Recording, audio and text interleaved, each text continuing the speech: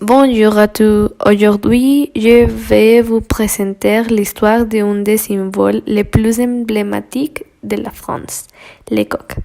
L'histoire commence il y a longtemps, quand la France ne s'appelait pas France. Le territoire français à l'origine s'appelait la Gaule et ses habitants s'appelaient les Gaulois. Le mot en latin gallus signifie gaulois et coq. C'est pour ça que le coq a été le symbole de la Gaule et des Gallois. Premièrement, le coq apparaît seulement sur les monnaies gauloises.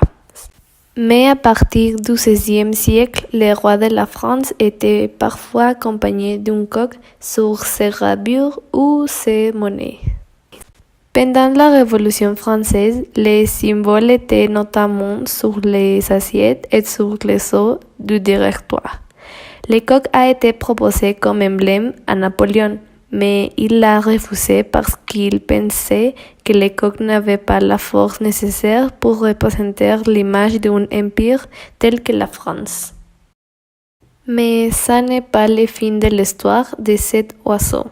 En 1830, une fois de plus, le coq a été présent.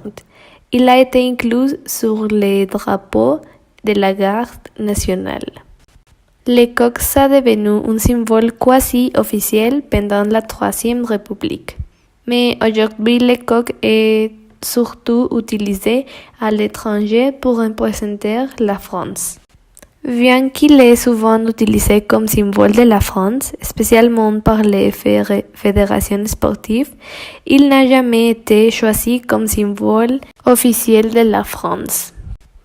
Je ne pense pas que le coq soit le symbole le plus reconnu de la France. À mon avis, il y a des autres icônes français plus reconnus comme la Marseillaise, qui est l'hymne national français composé pendant l'année 1792 par Joseph Rouget, qui parle de la guerre. Le drapeau tricolore français est aussi un des symboles les plus emblématiques. Le drapeau a les couleurs bleu, blanc et rouge. Le blanc est la couleur de la royauté et le bleu et le rouge sont les couleurs de la ville de Paris. Et ça c'est tout. Merci.